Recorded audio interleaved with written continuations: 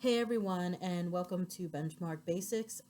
Today I'm going to show you how to make your own bookshelves and how to assign assignments to students if you choose to use the digital resources.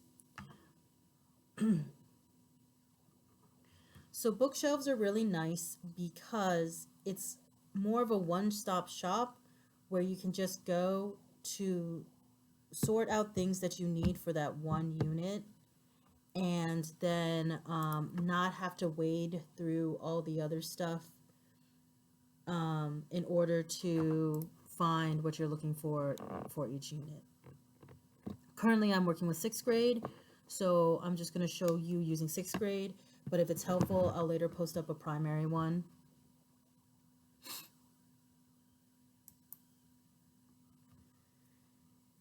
So on the side here, you see the area that says grade. This is where I would click whichever grade you're in. And then I'm going to scroll down to the teacher resource systems, or TRSs. There are these three cool dots like we have in Google. If you click those dots, you can add, I'm going to put everything for Unit 1.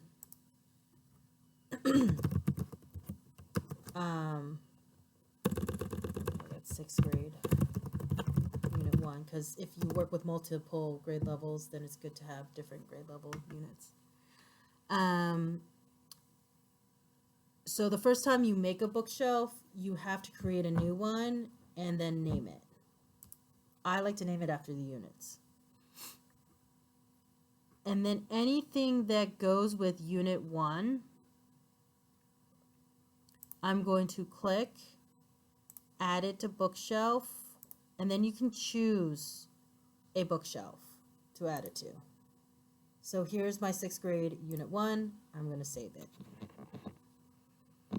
It's a little tedious on the front end, but then instead of having to look for all of your close reading books that you can assign to students, all of that type of stuff,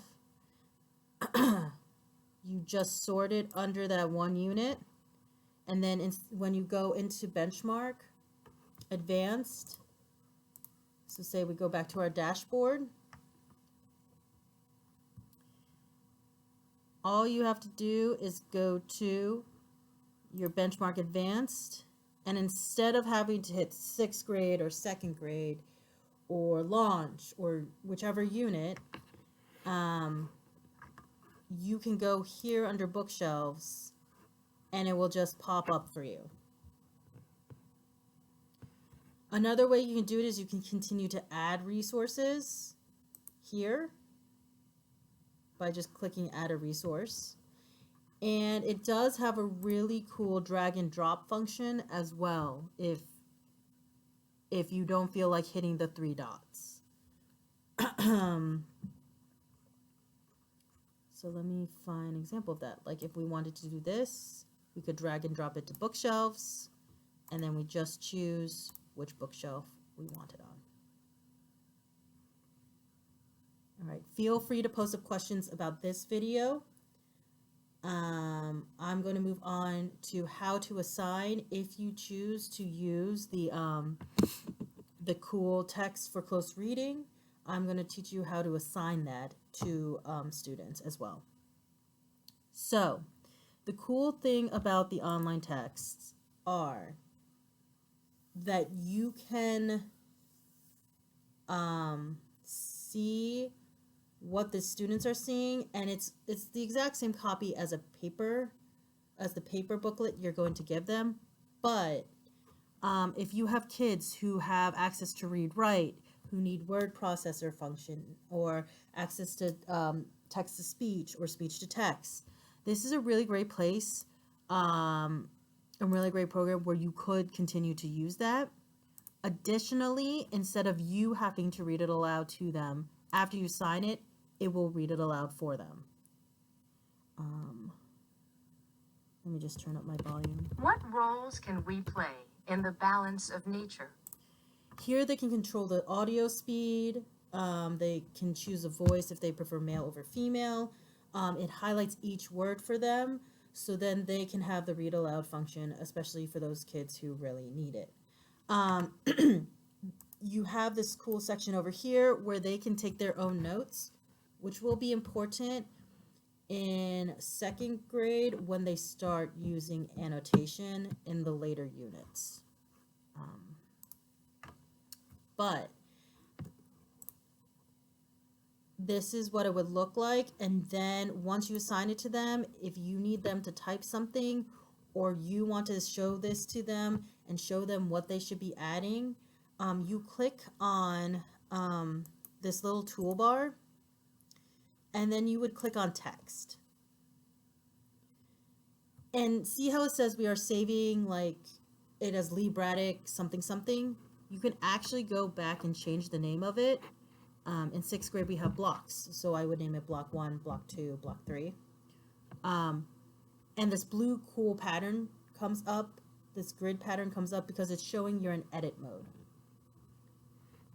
Right here, when I want to add a text, I can type what I would like the students to know.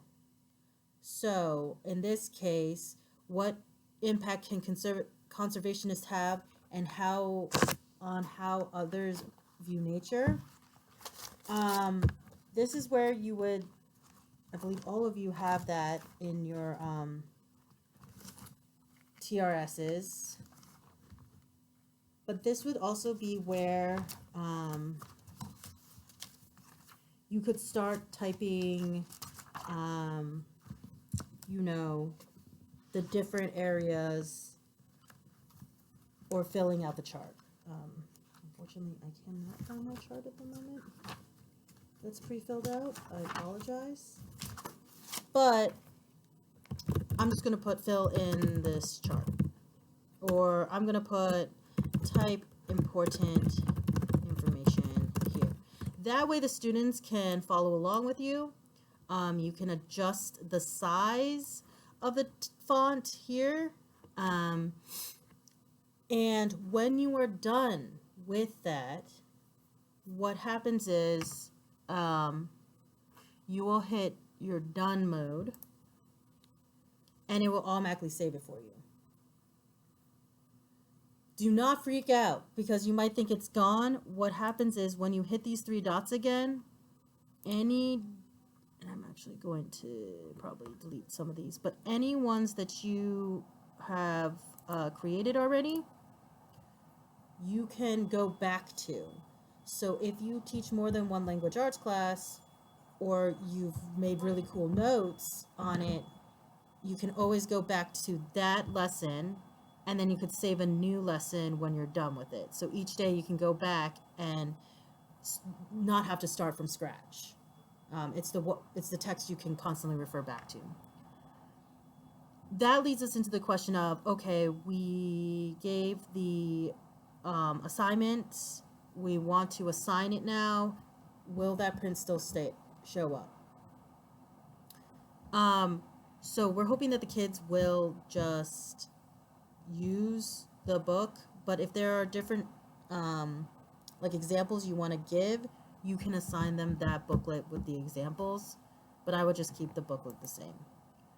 So if you want to add an assignment, let me go back because that was really unclear, and you have my apologies. You would click on the 3 dots again, and you would click add assignment.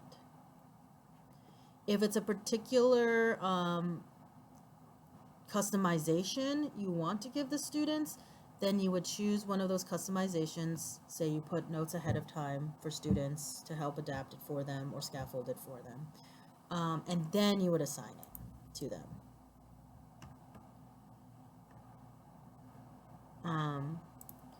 This also can go into the whole drag and drop idea. If you have a reading that you would like them to do or a video you would like them to watch, you can add those things to the assignment. So you can drag and drop it into that assignment and just click the button add assignment.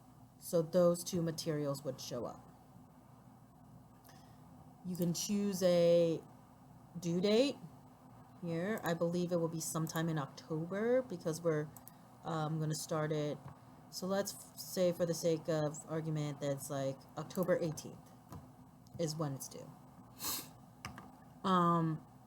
Then you can either choose a select amount of students, or you can choose all of the students, and then you would hit save.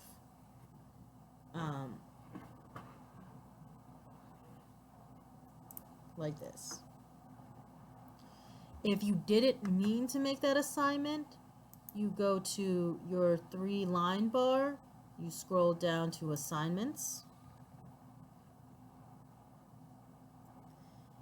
and you can easily just delete it.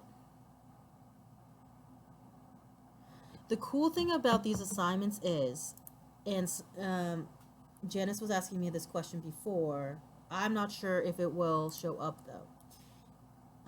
And I need to do a little more playing around with it to figure out if what my trainer told me was true or not. But if you have assignments, let me go back to them. And your deleted ones will say, like, still show up. Like, did you mean to delete this? We'll get more into like really cool shortcuts where you can see everybody's work. So post up any questions you might have, and I'm happy to answer them.